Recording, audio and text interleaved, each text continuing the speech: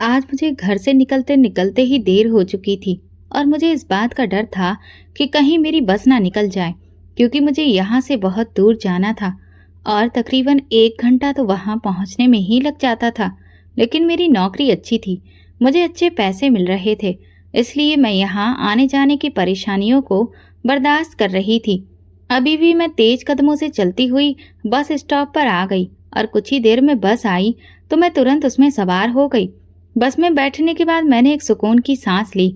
मुझे इस बात की फिक्र थी कि कहीं मेरे पहुंचने से पहले मालकिन ना आ जाएं। वैसे तो मालकिन अच्छी थी, लेकिन कभी कभार वो इस तरह की लापरवाहियों पर बहुत ज्यादा गुस्सा करती थी और मुझे उनकी इसी बात से डर लगता था। मैं उनके गुस्से से घबराती थी। आज तक उन्होंने मुझ पर कभी गुस्सा नहीं किया और ना ही कभी मुझे डांटा। इसी वजह से मुझे इस बात का ज्यादा डर था, क्योंकि मैं अपनी छवि खराब नहीं करना चाहती थी। लेकिन आज घर पर भी एक मसला हो गया था, जिसकी वजह से मुझे वहां पर देर हो गई। भगवान का नाम लेकर जैसे तैसे मेरा सफर खत्म हुआ और मैं अपने बस स्टॉप पर उतर गई। यहाँ से अभी मुझे पैदल 15 मिनट चलकर जाना था और फिर मेरा मसाज सेंटर आता। ये शहर का एक पॉश इलाका था और यहाँ पर शहर के काफी अमीर लोग रहते थे, बड़ी बड़ी गाड़ियों में आते थे। मैं जब भी यहाँ आती थी तो मुझे बहुत नीचा महसूस होता था। बड़ी बड़ी गाड़ियाँ दिखती थीं और मॉडर्न किस्म की औरतें यहाँ दिखाई देती थीं। हमारे मसाज सेंटर में भी बहुत मॉडर्न औरतें आती थीं और मैं उन्हें देखकर हैरान होती थी कि ये हमारे ही देश में रहती हैं। लेकिन मेरी हैरानी देखकर एक दिन मालकिन कहने लगी, अरे ये दिल्ली का सबसे पॉश इलाका है, सबसे महंगा इलाका, और यहाँ पर इसी तरह के लोग रहते हैं। तुम भला कब तक इन्हें देखकर हैरान होती रहोगी? ऐसा लगता है जैसे तुम किसी गांव से आई हो। मालकिन ने मुझे समझाने वाले अंदाज में कहा तो मैंने सिर हिला दिया। मैं तो कभी अपने घर से बाहर निकली ही नहीं थी, लेकिन अब मजबूरी की वजह से मुझे अपने कदम बाहर निकालने पड़े थे और इस नई चमकती दुनिया को देखकर मेरा हैरान होना तो बनता था। मैं तेज तेज कदम उठाती हुई तकरीबन 15 मिनट का रास्ता 10 मिनट में तय कर मसाज सेंटर पहुंच चुकी थी। ये देखकर मुझे चैन की सांस आई कि अभी तक मालकिन वहां नहीं आई थी। मैंने थोड़ी देर बैठकर ठंडी सांस ली और जल्दी से अपना स्टॉल उतार कर अंदर रख आई और फिर फौरन अपनी सीट पर आकर खड़ी हो गई। मालकिन कुछ ही देर में आने वाली थी और उसके बाद कस्टमर भी आने शुरू हो जाते थे। रोज का हमारा यही रूटीन था। सुबह से लेकर शाम तक हम एक ही काम करते थे। यहाँ पर एक तरफ ब्यूटी पार्लर बना हुआ था, जबकि दूसरी तरफ मसाज सेंटर था। ब्यूटी पार्लर का काम वहाँ की लड़कियां करती थीं और क्योंकि मेरा काम मसाज का था, इसलिए मैं यहाँ पर होती थी। यहाँ पर कुछ एक ही लड़कियां थीं जो मसाज में ट्रेंड थीं। मुझे भी अब इतने समय के बाद इस काम में महारत हासिल हो गई थी। मालकिन के आने के कुछ देर बाद ही कस्टमर आने शुरू हो गए और हम सब अपने अपने कामों में लग गए थे। मैं अभी एक कस्टमर का मसाज करके फ्री हुई थी कि मालकिन ने मुझे बुलावा भेजा। मैं उनके दफ्तर में गई तो वहां पर एक किन्नर को बैठे देखा। उसे देखकर मैं हैरान रह गई। आज तक यहाँ पर कभी कोई किन्नर नहीं आया था। उसे बैठे देखकर मुझे बहुत ही अजीब सा लगा और मैं बड़ी ही नाजुक सी हालत महसूस कर रही थी। लेकिन तभी मालकिन की बात ने मेरे होश उड़ा दिए। मालकिन का कहना था कि इनको भी मसाज कराना है, इसीलिए इन्हें अंदर लेकर जाओ और इनका मसाज तुम खुद करोगी। मालकिन की बात सुनकर मैं हैरानी से उनका चेहरा देखती रह गई। मैं इनकार करना चाहती थी, लेकिन मेरे शब्द मेरे गले में ही दम तोड़ गए और मैं बड़ी ही बेदिली से वहां से निकल आई, क्योंकि ये तो मेरा काम था और मालकिन जो काम करने को बोलती थी मुझे वो करना ही था। वो किन्नर भी मेरे पीछे पीछे आ गया और मैं एक तरफ बने हुए कमरे में उसे ले गई। वहां ले जाकर जब मैंने उसका मसाज करना चाहा तो ये देखकर मेरे पैरों तले से जमीन खिसक गई कि वो किन्नर तो मेरा नाम मयूरी है और मैं 22 साल की लड़की हूँ। मैं एक गरीब घराने से ताल्लुक रखती हूँ। पिताजी का देहांत हो गया है और उनके जाने के बाद घर के हालात बिल्कुल बदल कर रह गए थे, क्योंकि पिताजी ही सारे घर का खर्च चलाते थे। लेकिन उनके जाने के बाद हमारे घर की स्थिति एकदम पलट गई। हमारा गुजारा करना बहुत मुश्किल हो गया। मेरे बड़े भाई की एक छोटी सी नौकरी थी। वो उससे जो कमाते थे वो घर पर लगाने की पूरी कोशिश करते थे, लेकिन क्योंकि उनकी पत्नी भी थी और फिर घर के खर्च भी दिन ब दिन बढ़ते जा रहे थे, इसलिए भाई और भाभी का मूड अब अक्सर खराब रहने लगा। उनके इस बदलते मूड का नतीजा ये निकला कि वो लोग हमसे अलग हो गए। उन्होंने अपना किचन अलग कर लिया और ऊपर वाले पोर्शन में रहने लगे। उस दिन मेरी माँ बहुत रोई थी। उन्हें पिताजी की शिद्दत से याद आई, जिनके होते उन्हें कभी कोई मुश्किल नहीं हुई थी। लेकिन अब जबकि पिताजी इस दुनिया से चले गए थे और भाई ने अपनी एक अलग दुनिया बसा ली थी, तो ये सब बर्दाश्त नहीं हो रहा था। मैं, माँ और मेरी छोटी बहन, हम तीनों बहुत परेशान होकर रह गए थे। आमदनी का अब कोई ठोस जरिया नहीं था, इसीलिए मैं घर से बाहर निकलने का सोचने लगी और एक प्राइवेट स्कूल में नौकरी कर ली। यहाँ मुझे सिर्फ 4,000 रुपए मिलते थे, क्योंकि उनका कहना था कि आपके पास कोई अनुभव नहीं है और ना ही आपकी पढ़ाई इतनी ज्यादा है। आजकल तो बीएड की डिग्री से कम वालों को हम टीचर की जॉब देते ही नहीं हैं, लेकिन क्योंकि आपको सख्त जरूरत है और आप हमारे मोहल्ले की ही हैं, इसलिए हम आपको ये जॉब दे रहे हैं। मैंने जो अभी 2 साल पहले ही ग्रेजुएशन पूरा किया था, प्रिंसिपल का मुंह मैं देखती रह गई थी। मेरी ग्रेजुएशन को कोई महत्व नहीं दिया गया और इसी वजह से मेरी तनख्वाह भी कम रखी गई। मैंने बड़ी मुश्किल से खींच-तान कर 2 महीने तक उस स्कूल में पढ़ाया और फिर छोड़ दिया, क्योंकि माँ का कहना था कि इतनी मेहनत करती हो और तनख्वाह इतनी कम, तो इसे छोड़ देना ही बेहतर है। मैं खुद भी यही चाह रही थी। माँ के कहने पर मैंने तुरंत ही स्कूल छोड़ दिया और घर बैठ गई। अब मुश्किल ये थी कि आखिर क्या काम किया जाए। वैसे तो मुझे पार्लर का काम आता था और मेरा हाथ भी अच्छा था, लेकिन मुश्किल ये थी कि मेरे पास इतना पैसा नहीं था कि मैं अपने घर पर ही पार्लर खोल सकूं।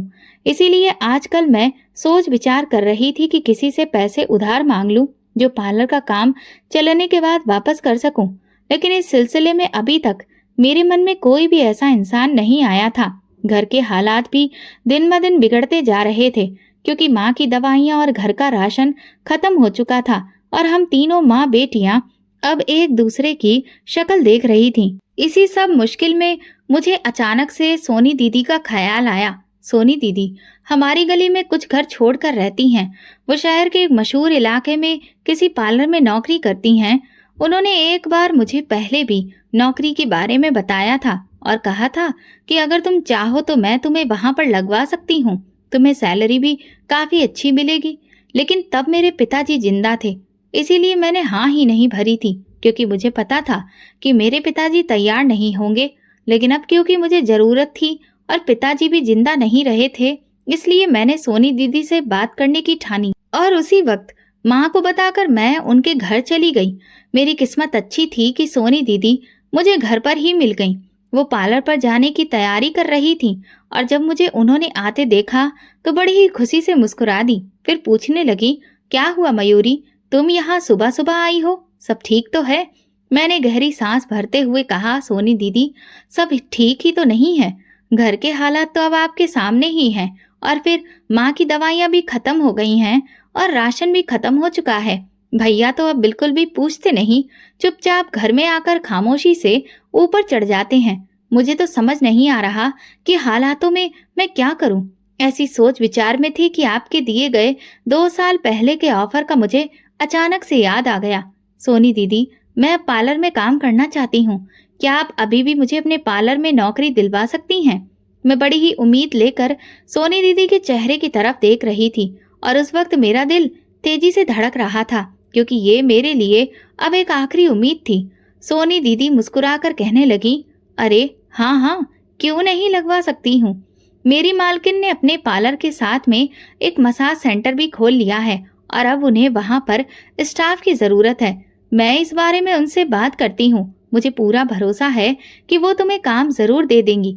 सोनी दीदी ने मुझे तसल्ली दी और सुकून दिलाया कि वो मेरी जॉब का इंतजाम कर देंगी। सोनी दीदी ने तसल्ली तो दे दी थी, इसी वजह से मैं कुछ निश्चिंत हो गई। जब मैं वहां से लौट रही थी तो दीदी ने मुझे कुछ पैसे भी देने की कोशिश की थी, लेकिन मैंने वो पैसे नहीं लिए। हालांकि उनका कहना था कि जब तुम्हें सैलरी मिलेगी तब तुम मुझे ये पैसे लौटा देना, लेकिन अभी तक नौकरी की बात पक्की तो नहीं हुई थी, तो इसीलिए मैंने सोचा कि मैं भला उन्हें वापस कैसे करूंगी। इसलिए मैंने दीदी को मना कर दिया और एक सुकून की उम्मीद लेकर घर वापस लौट आई। माँ ने मुझे जब शांत देखा तो पूछने लगी, सोनी ने क्या कहा? मैंने माँ को सारी बात बता दी तो वो सोनी दीदी को दुआएं देने लगी। उनकी बदौलत शायद मुझे नौकरी मिल ही जाती, मुझे इस बात की पूरी उम्मीद थी। और फिर मैं रात तक का वक्त बड़ी मुश्किल से गुजारी। जैसे ही मुझे इस बात का यकीन हो गया कि सोनी दीदी अब घर पर आ गई होंगी, मैं तुरंत उनके घर की तरफ चली गई। और मेरा ये अंदाज़ा बिल्कुल सही था। उन्हें घर पर लौटते हुए अभी बस कुछ ही देर हुई थी। मैंने उनसे नौकरी के बारे में पूछा तो उन्होंने मुझे खुशखबरी दी। मालकिन ने मुझे कल बुलाया है। वो मेरा एक छोटा सा टेस्ट लेंगी और फिर उसके बाद मेरी नौकरी पक्की हो जाएगी। और उन्होंने सैलरी भी काफ़ी अच्छी बताई थी और ड्यूटी का वक्त भी उतना ही था जितना कि सोनी दीदी का था। ये सब सुनकर मैं बेहद खुश हो गई और उनके गले लगकर उनका शुक्रिया अदा करने लगी। जब मैं घर आई तो माँ ने मेरी खुशी से चमकते हुए चेहरे को देखा तो उन्हें अंदाजा हो गया कि मेरी नौकरी पक्की हो गई है। इस खुशखबरी को सुनकर अम्मा रोने लगी और कहने लगी, अगर आज तुम्हारे पिताजी जिंदा होते तो कभी तुम्हें घर से बाहर नहीं निकलने देते, लेकिन तुम्हारे भाई की गैरत कहीं जाकर मर गई है, जिसकी बदौलत उसे ये सब नजर ही नहीं आ रहा कि जवान बहनें अपना गुजारा किस तरह से कर रही हैं और अब अपनी जिंदगी को चलाने की खातिर वो नौकरी करने जा रही हैं। ये सब सोच सोच कर माँ काफी देर तक रोती रही और मैं उन्हें गले से लगाकर तसल्ली देती रही।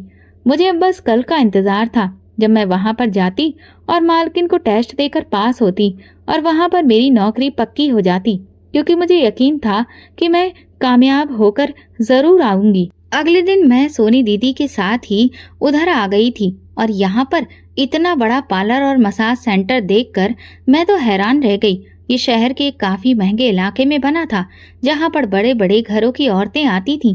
मैं यहाँ की सुविधा और सफाई को देखकर चकित रह गई थी। मालकिन अभी थोड़ा व्यस्त थी, मुझे कुछ देर इंतजार करना पड़ा। तब तक मैं पार्लर और मसाज सेंटर देखती रही। लड़कियां अपने काम में व्यस्त थीं और वे सभी बहुत प्रोफेशनल लग रही थीं। उन्हें देखना मुझे अच्छा लग रहा था और मेरे दिल में भी ये सपना जागने लगा था कि मैं भी यहाँ पर काम करूँ। अब सब कुछ मालकिन पर निर्भर था। मैं उन्हें एक बार टेस्ट दे देती और अगर वे मुझे पास कर देती तो सब कुछ अच्छा हो जाता। मैं दिल ही दिल में न जाने कितने सपने बुन रही थी। एक जगह जाकर बैठ गई।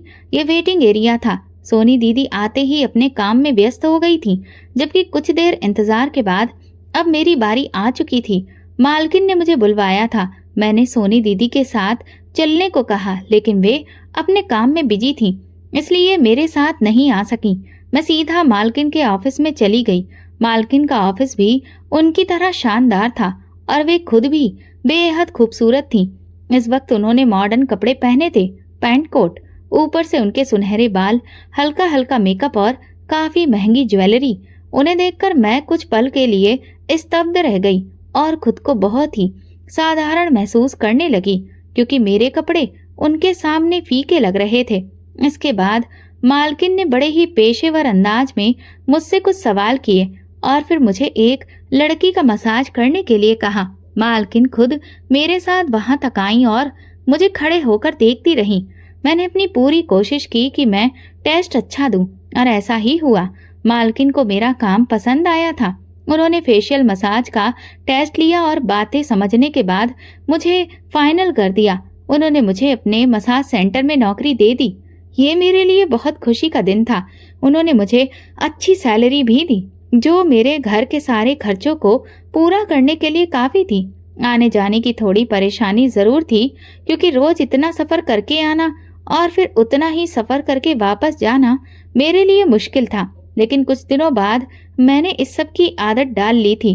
शुरुआत के कुछ दिन तो मैं सोनी दीदी के साथ ही आती जाती रही, लेकिन अब मैं अकेले ही आने जाने लगी थी, क्योंकि हम दोनों की ड्यूटी टाइम में काफी फर्क था। मेरा रूटीन अब सेट हो चुका था और मैं वहां पर अच्छे से काम कर रही थी। मालकिन मेरे काम से बहुत खुश थी, क्योंकि मैं तो ना तो ज्यादा नखरे करती थी और ना ही मीन मेख निकालती थी। आराम से अपने काम से मतलब रखती थी। यही वजह थी कि मैं बहुत जल्दी एक अच्छे कर्मचारी की हैसियत से वहां जानी जाने लगी थी। मसाज सेंटर में काम करते हुए मुझे 2 महीने हो चुके थे और यहाँ मैं हर रोज एक नई दुनिया देखती थी। नई नई औरतें, जो शहर की महंगे इलाकों की खूबसूरत महिलाएं थीं, वे काफी महंगे कपड़े पहनकर गोरी चिट्टी और चमकदार त्वचा के साथ यहाँ आती थीं और अपनी पसंद का मसाज करवा कर चली जाती थीं। वे मसाज के लिए एक बार में हजारों रुपए खुशी खुशी खर्च कर देती थीं। मालकिन की रोज की आमदनी लाखों में थी। मैं उन औरतों को देखकर हैरान हो जाती थी जो अपनी खूबसूरती पर हजारों रुपए खर्च करती थी। आज तक मैंने इतनी मॉडर्न औरतें अपनी आंखों से कभी नहीं देखी थी। हमेशा टीवी ड्रामा या फिल्मों में ही देखा था, लेकिन अब जब मैं उन्हें अपने सामने देखती थी तो शुरू शुरू में मैं दंग रह जाती थी, लेकिन धीरे धीरे मुझे सब कुछ सामान्य लगने लगा था। मैं हैरान होती थी कि ये औरतें इतना महंगा मसाज करवाने के लिए लगभग हर दूसरे तीसरे दिन यहाँ आती थीं और शायद इसी वजह से मालकिन भी उनसे अच्छे खासे पैसे लेती थी। यूं देखा जाए तो उन पैसों के लिहाज से हमारी सैलरी बहुत ज्यादा नहीं थी, क्योंकि मालकिन तो दोनों हाथ से पैसा कमा रही थी। शुरुआत में मुझे बहुत ज्यादा झिझक होती थी और मैं अपने सामने लेटी हुई उन खुली औरतों को देखकर काफी झिझक जाती थी, लेकिन फिर मालकिन के समझाने पर मुझे अंदाजा हुआ कि ये सब तो मेरे काम का हिस्सा है और मुझे इस काम में झिझकना नहीं चाहिए, वरना मेरा काम ठीक से नहीं होगा। इसीलिए धीरे धीरे मेरी झिझक खत्म हो गई थी और मैं बड़ी आसानी के साथ अपना काम कर लेती थी। अब तो बहुत सारी औरतें मेरी रेगुलर कस्टमर बन चुकी थीं। उन्हें मेरे काम करने का अंदाज पसंद आता था, इसलिए वे मेरे अलावा किसी और से मसाज करवाना पसंद नहीं करती थी। यही वजह थी कि 3 महीने का समय बीतने के बाद मालकिन ने मेरी तनख्वाह भी थोड़ी बढ़ा दी थी और वो दिन मेरे लिए बहुत खुशी का दिन था। एक तो मालकिन की नज़र में अच्छा हो जाना और दूसरा तनख्वाह का बढ़ जाना मेरे लिए बहुत बड़ी अहमियत रखता था। अब मेरे घर के खर्चे पूरे तो हो ही रहे थे, साथ में मैं थोड़ी बहुत बचत भी कर रही थी, जिससे माँ की दवाइयाँ आ जाती थीं और घर में अब मैं कुछ अच्छा सामान भी खरीद लिया करती थी, जिससे घर में थोड़ी सी बरकत दिख रही थी। भाई ने अब तक एक बार भी पलट कर नहीं पूछा था कि मैं कहाँ काम करती हूँ और क्या काम करती हूँ। उन्हें तो जैसे बिल्कुल बेफिक्री हो चुकी थी। वे जैसे हमारी तरफ से पूरी तरह निश्चिंत हो चुके थे। इसी वजह से वे हमारी तरफ ध्यान नहीं देते थे। हमें तो वैसे भी अब अपने भाई से कोई उम्मीद नहीं थी, लेकिन मेरी माँ अक्सर उनके बारे में सोचकर रोने लग जाती थी, जिससे उनकी तबीयत भी खराब हो जाती थी। मेरी माँ को आजकल मेरी शादी का शौक चढ़ा था, लेकिन मैंने माँ को मना कर दिया, क्योंकि घर के हालात तो मेरे सामने थे और मैं इन हालातों में अपनी शादी रचाकर तो नहीं बैठ सकती थी। इसलिए मैंने माँ से कहा कि आप मेरी शादी की फिक्र भी छोड़ दें और छोटी बहन की शादी कर दें, जबकि माँ इस बात के पक्ष में बिल्कुल भी नहीं थी कि बड़ी के होते हुए छोटी बहन की शादी कर दी जाए। लेकिन मैं अभी शादी के लिए तैयार नहीं थी। मुझे भी अभी कुछ समय तक नौकरी करनी थी और उसके बाद अपना एक पार्लर बनाकर उसमें अपना नाम कमाना था। माँ की परेशानी भी अपनी जगह सही थी। उनका कहना था कि तुम्हारा भाई तो पूछता नहीं है और अगर मुझे कुछ हो गया तो फिर तुम लोगों का भविष्य क्या होगा। उन्हें यही बात अंदर ही अंदर खाए जा रही थी, लेकिन फिर भी मैंने तसल्ली दी।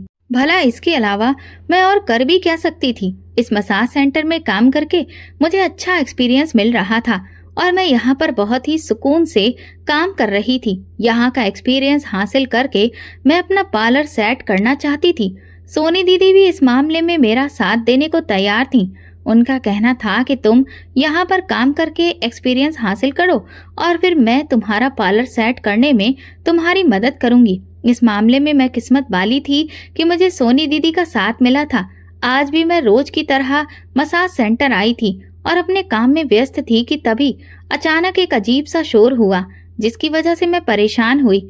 मैं उस वक्त एक कस्टमर का मसाज कर रही थी और वो शोर काफी तेज होता जा रहा था। न जाने क्यों मुझे अजीब सा महसूस हुआ, घबराहट होने लगी। मैं अपना काम छोड़कर जा नहीं सकती थी, लेकिन मेरी कस्टमर ने ही मुझे कहा कि देखो तो बाहर जाकर किस बात का शोर है, क्या हो रहा है।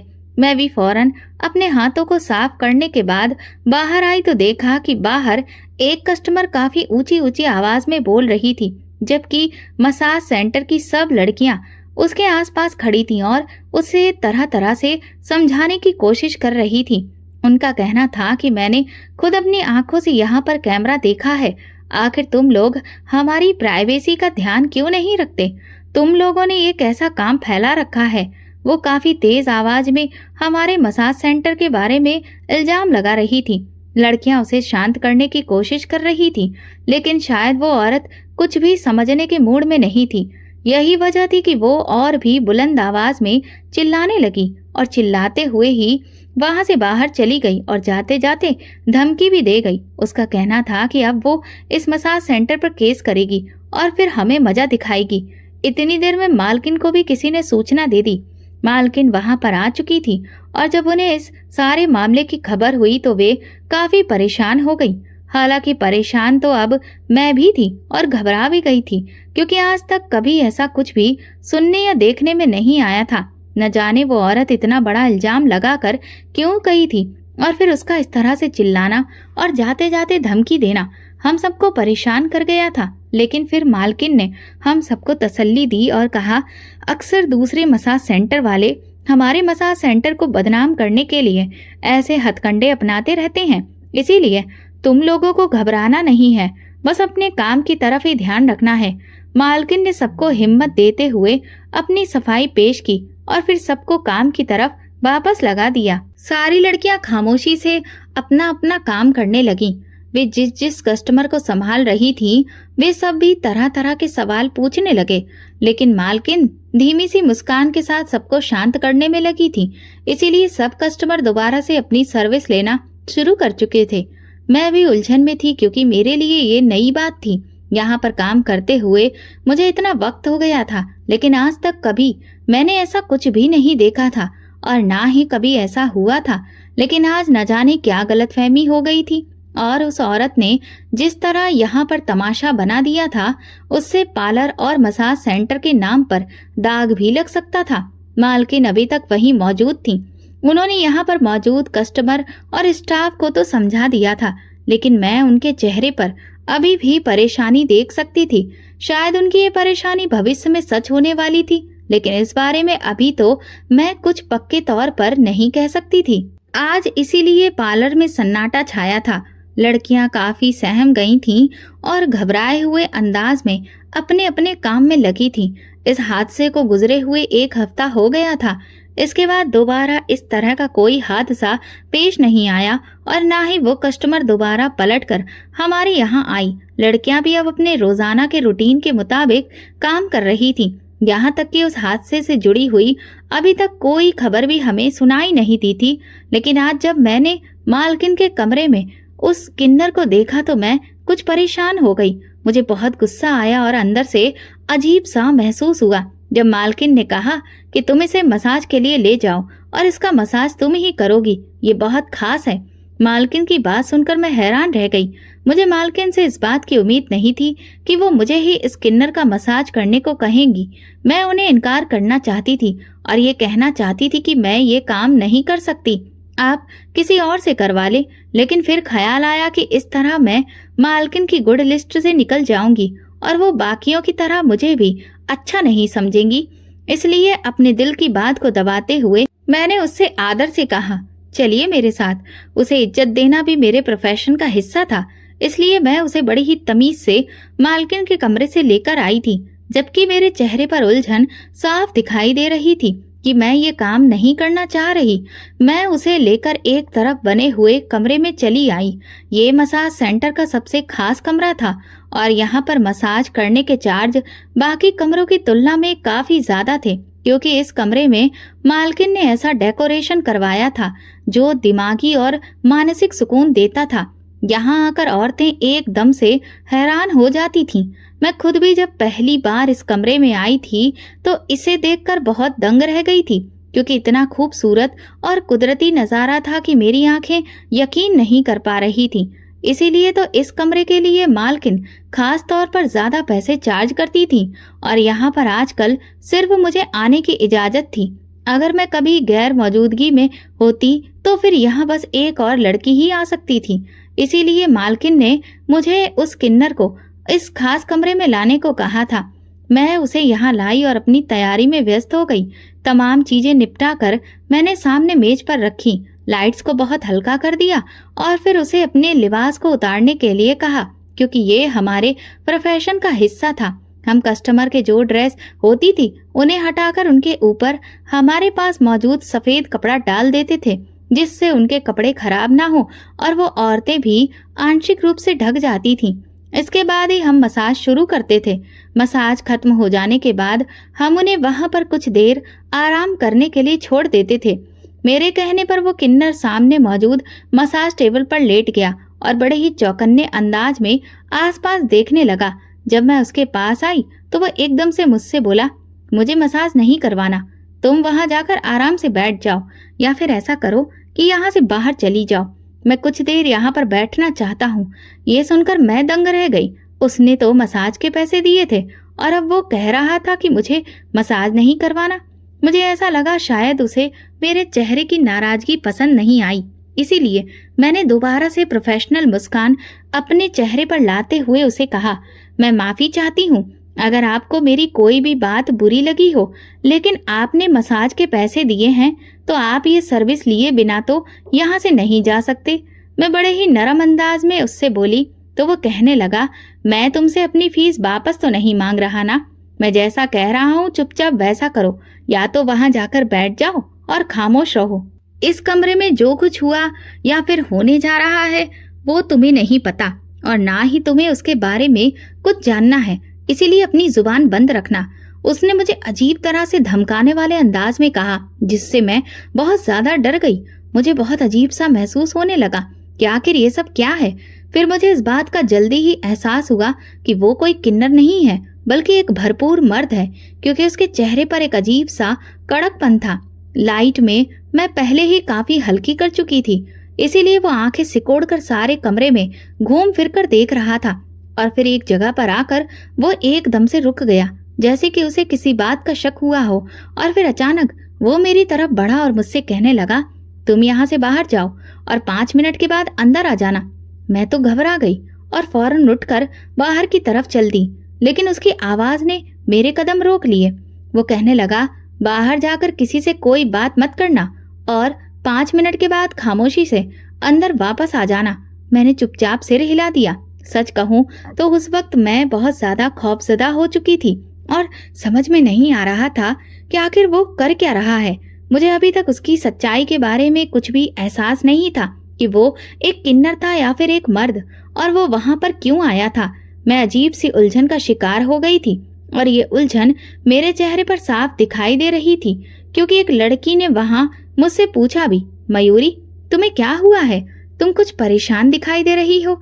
मैं एकदम से चौंक गई और उससे कहा, अरे नहीं, कुछ भी तो नहीं हुआ, बस यूं ही तबीयत कुछ ठीक नहीं है। मैंने तबीयत का बहाना बना दिया। इतनी देर में 5 मिनट गुजर चुके थे। मैं दोबारा कमरे में आई तो वो अब बड़े ही शांतिपूर्ण अंदाज में सामने बैठा हुआ था और फिर मुझे मेरे बारे में पूछने लगा, तुम कौन हो और तुम्हारा नाम क्या है, कितना टाइम हो गया है तुम्हें यहाँ पर काम करते हुए।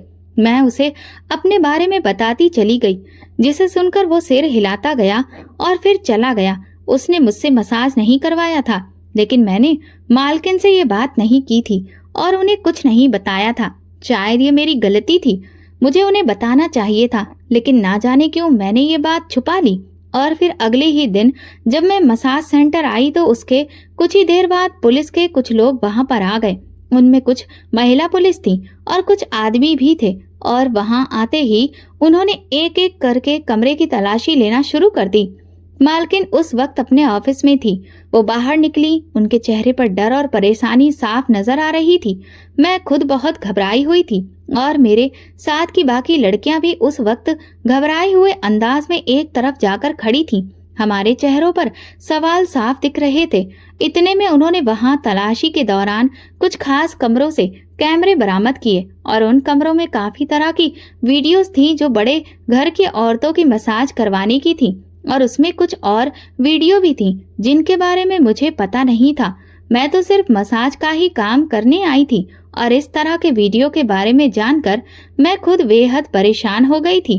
पुलिस ने उस वक्त मालकिन को गिरफ्तार कर लिया, जबकि मसाज सेंटर को सील कर दिया गया और तमाम लड़कियों के बयान लेकर उन्हें घर वापस जाने के लिए कह दिया गया। इस सारी कार्रवाई के दौरान मैं बहुत डरी हुई थी। सोनी दीदी भी परेशान सी खड़ी थी। बहुत मुश्किल से हमें घर जाने की इजाजत मिली थी। मेरे मन में न जाने क्यों बार बार वो कल वाला किन्नर आ रहा था। हो न हो ये सब उसी का किया धरा है, यकीनन उसी ने ये सब किया होगा। मैं जब मसाज सेंटर से बाहर निकली तो सोनी दीदी भी मेरे साथ ही आ गईं और कहने लगी, मयूरी आज हम एक साथ घर चलते हैं। मेरा तो मन बहुत परेशान है और अकेले जाने को दिल नहीं कर रहा। मैं सोनी दीदी के साथ ही चलने लगी और फिर रास्ते में जब मैंने उन्हें कल वाले किन्नर के बारे में बताया और उसकी अजीब हरकत के बारे में सब कुछ जाहिर किया तो वो जैसे दंग रह गई और कहने लगी, मयूरी अब ये बात तुम किसी से मत कहना। यकीनन वो कोई पुलिस का ही आदमी था जो भेष बदल कर वहां आया था और उसने जब वहां पर कैमरे लगे देख लिए थे तो आज वो अपनी पूरी फोर्स लेकर वहां पर आ गया। अब तुम ये बात किसी से मत कहना वरना तुम्हारे लिए कोई मुसीबत खड़ी हो सकती है। सोनी दीदी ने तो मुझे डरा कर रख दिया था। मैं जो पहले से ही इतनी डरी हुई थी अब और ज्यादा खौफ का शिकार हो गई थी। घर वापस आई तो माँ मुझे जल्दी आते देखकर परेशानी से पूछने लगी कि आखिर क्या बात है, आज तुम इतनी जल्दी आ गई। माँ को जब सारी सच्चाई के बारे में बताया तो वो खुद भी दिल पर हाथ रखकर रह गई। मुझे मसाज सेंटर की परेशानी तो थी ही, साथ में अपनी नौकरी जाने की भी टेंशन थी, क्योंकि बैठे बैठे नौकरी से हाथ धोने का मतलब घर के खर्चों में तंगी होना था और हमारे पास तो अभी इतनी भी कोई बड़ी जमा पूंजी नहीं थी जिसके सहारे हम 2-3 महीने गुजार सकते। अब तो एक भयंकर परेशानी मेरे सिर पर सवार हो चुकी थी। 2-4 दिन तो इसी तरह गुजर गए। मालकिन का भी कुछ अता पता नहीं था क्योंकि वो पुलिस की हिरासत में थी और फिर उनके साथ क्या होना था क्या नहीं हम में से कोई भी नहीं जानता था। अखबारों में ये कांड बहुत उछल गया था और फिर वहीं से पता चला था कि किसी बड़े अफसर की पत्नी की वीडियो बनाई गई थी और उसने वहां पर कैमरे लगे हुए देख लिए थे। उसने मसाज सेंटर में भी शोर शराबा किया था और उसके बाद उसी की ही कंप्लेंट पर ये सारा एक्शन लिया गया था। मुझे अचानक वो औरत याद आ गई थी जो कुछ दिन पहले ही मसाज सेंटर आई थी और जिसने वीडियो बनाने और खुफिया कैमरे लगाने की बात कहकर खूब हंगामा मचाया था। और मुझे भी जैसे अब यकीन हो गया था कि ये सब उसी औरत की वजह से ही हुआ है। ये केस कई दिन अखबार के पहले पन्ने पर आता रहा और खूब लाइमलाइट में रहा। कई तरह की खबरों में इसके चर्चे रहे। इसकी वजह से मैं उन दिनों बहुत ज्यादा मानसिक परेशानी का शिकार रही। कुछ दिनों के बाद जब इस केस के चर्चे थोड़े कम हो गए तो मैंने सोनी दीदी से बात की कि अब क्या करना है। वो खुद बहुत परेशान थी क्योंकि वो विधवा थी और अपने घर का खर्च वही चलाती थी। अब एकदम नौकरी से हाथ धो बैठना उनके लिए भी एक बड़ी परेशानी का कारण था। इसलिए हम लोगों ने बहुत सोच विचार करके एक इरादा किया और फिर अपनी ही गली में सोनी दीदी के घर की बैठक में हमने पार्लर का काम शुरू कर दिया। कुछ पैसे मेरे पास थे और कुछ सोनी दीदी के पास थे और फिर कुछ हमने उधार ले लिए और इस तरह से हमारा ये काम चल निकला। मैं और सोनी दीदी अब अपने पार्लर के काम में व्यस्त हो गए थे और दिन रात हमें उसी से फुर्सत नहीं मिलती थी। हमारा काम खूब चलने लगा और हमारी गली के अलावा आसपास के इलाके की औरतें भी हमारे पार्लर में आने लगी थीं। इस तरह से हम लोग काफी व्यस्त हो गए और दोबारा कभी भी हमें उस मसाज सेंटर में जाने का मौका तो नहीं मिला। लेकिन एक दिन टीवी पर ही देखा था कि मालकिन जमानत पर रिहा हो चुकी थी। सोनी दीदी ने जब ये सुना तो कहने लगी, मालकिन के हाथ बहुत लंबे हैं, यकीनन किसी ने उनकी जमानत करवा दी होगी और अब वो यहाँ पर नहीं रहेंगी बल्कि वो बाहर किसी दूसरे देश चली जाएंगी। सोनी दीदी ने जब ये बात कही तो अचानक मेरे मन में ख्याल आया। मैंने उनसे पूछा, आखिर फिर मालकिन उन वीडियोस का क्या करती थी? अगर उन्होंने खुफिया कैमरे वहां पर लगाए थे तो वो वीडियो बनाकर क्या करती थी? दीदी हंसते हुए कहने लगी, तुम बहुत मासूम हो। वो वीडियो के जरिए उन औरतों को ब्लैकमेल करती थी और उनसे पैसे वसूलती थी। इसके अलावा वो वीडियो किसी ऐसी वेबसाइट को भेज देती थी जो इस तरह का गिरा हुआ काम करती थी। इस तरह से उसे डबल कमाई हो जाती थी और मसाज करने से वो ट्रिपल कमाई कर लेती थी। सोनी दीदी ने जब पूरी बात बताई तो मैं दंग रह गई। मैं तो कभी सपने में भी नहीं सोच सकती थी कि ऐसा भी कुछ हो सकता है। मैंने भगवान का नाम लिया और फिर अपने काम में लग गई। 1 साल के काम के अरसे में हम दोनों ने बहुत अच्छा काम सेट कर लिया था और अब हमारा इरादा यही था कि कुछ ही दूरी पर इसकी एक नई ब्रांच खोली जाए। एक ब्रांच पर सोनी दीदी होंगी और एक पर मैं। इस तरह से हमारे पार्लर की पहली ब्रांच की शुरुआत हो गई और फिर अपनी मेहनत के बलबूते पर हम दोनों रुकी नहीं, बल्कि एक के बाद दूसरी और दूसरी के बाद तीसरी ब्रांच जल्दी ही बन गई। इस समय शहर में हमारे पार्लर की कुल 5 ब्रांचें हैं और हम दोनों ही उन्हें संभालते हैं। मेरी मेहनत और तरक्की को देखते हुए मेरी छोटी बहन भी इसी फील्ड में आ गई और अब वो एक ब्रांच का काम संभालती है। मेरी माँ आज भी शादी के लिए कहती हैं, लेकिन मेरा अभी शादी का कोई इरादा नहीं है। भाई और भाभी ने जब घर के हालात बेहतर होते देखे और उन्हें पता चला कि मैंने अपना पार्लर का काम सेट कर लिया है और मुझे पार्लर से काफ़ी अच्छी खासी आमदनी हो रही है, तो उन्होंने दोबारा हमारे साथ रिश्ते ठीक करने चाहे। लेकिन अब मैं उन्हें इस काबिल नहीं समझती थी, क्योंकि चाहकर भी मैं उन्हें पहले जैसी इज्जत नहीं दे पाती।